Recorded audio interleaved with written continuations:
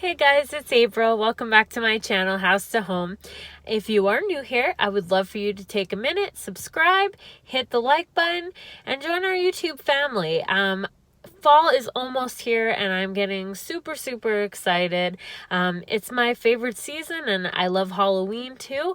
So today I thought that I would do another little DIY for you. It's a little Halloween trick-or-treat sign that you could create pretty inexpensively. Like I literally think I paid $3 in total for this one. If you are interested in seeing how I created this little sign, then keep on watching. And at the end, I'm going to show you another couple of signs that I created. And if you are interested in seeing them as well, be sure to post videos. Thanks a lot for watching. So the first thing you're going to need for this DIY is one of these little canvases that they sell at the Dollar Tree. You can get any size that you would like, but I decided to go with this one. Now the trick is going to be to remove the canvas off of the wooden frame that's on it. I'm sure you've seen a lot of YouTube videos doing this before. So whatever way you need to get it off, if you have a staple remover, you could use that, or you can use an X-Acto knife or scissors like I'm doing. I got it off pretty easy, but then removing the staples was a little bit of a struggle. So my more concern was that I would get the canvas off and not necessarily the staples, because that will be on the back side and you won't see it anyway.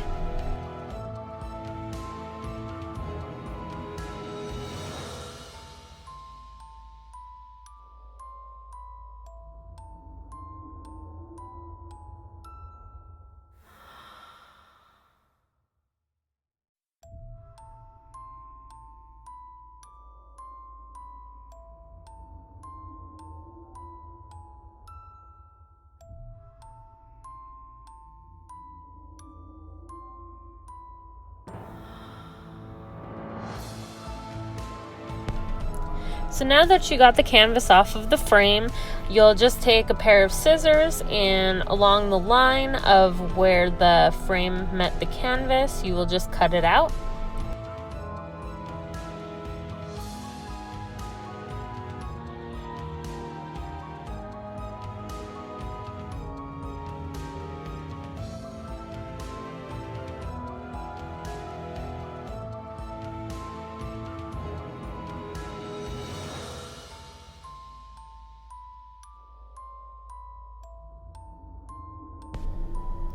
Next, I will be taking some black chalk paint and painting my entire piece of canvas. You can paint it whatever color you would like, depending on what you would like your sign to say or what design you would like. But I will be using white lettering, so I'm going to be painting it black to make it pop.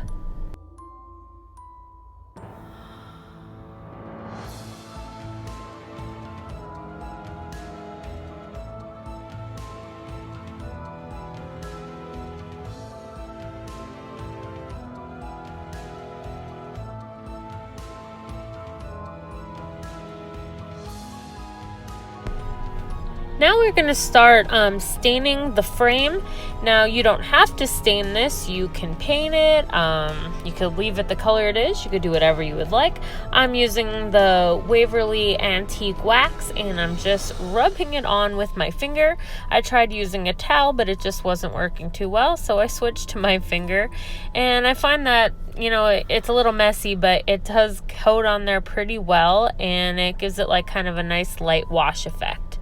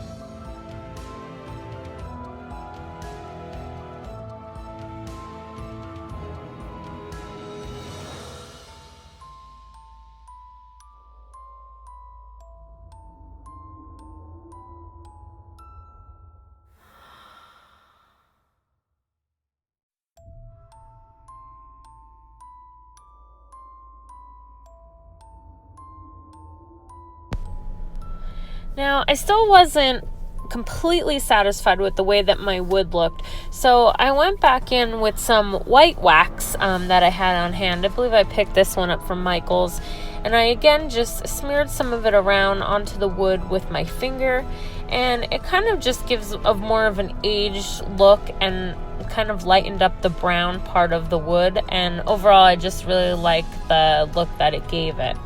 So now I'm going to be sticking the frame onto my canvas. I'm going to flip it over. I'm just going to add some hot glue, working from one side to the next until I have it completely attached. Make sure as you're gluing each section down that you're pulling the canvas to make sure that it has a nice tight fit. Then once it's all completely glued, you are going to have to flip it around and see if there's any excess canvas sticking out on the sides. If so, you're just going to get a pair of scissors and you're just going to trim it off until it's completely flush with the wood.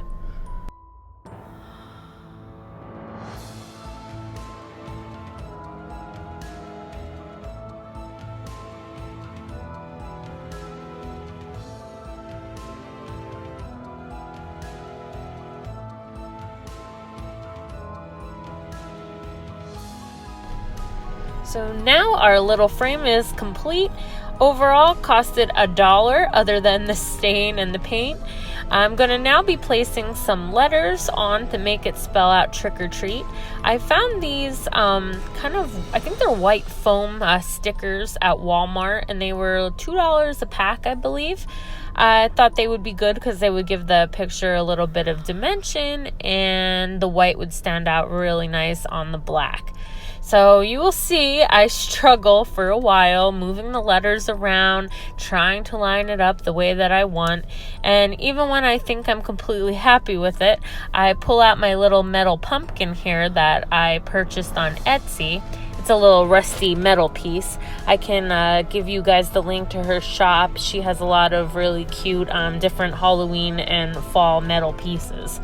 But anyway, once I had that pumpkin down, it was a lot easier for me to tell where I wanted to position my letters. So I would definitely advise that you do that first so you don't struggle as much as I did. Now in my case, my letters were stickers, so all I had to do was just push them down and they seem to be holding on there very nicely. If you don't use a raised type of sticker and you really want to ensure that it stays on, I would recommend putting a layer of Mod Podge. So once I have my sign the complete way that I like it, I will just take my pumpkin, hot glue it down to the sign, and that should be about it.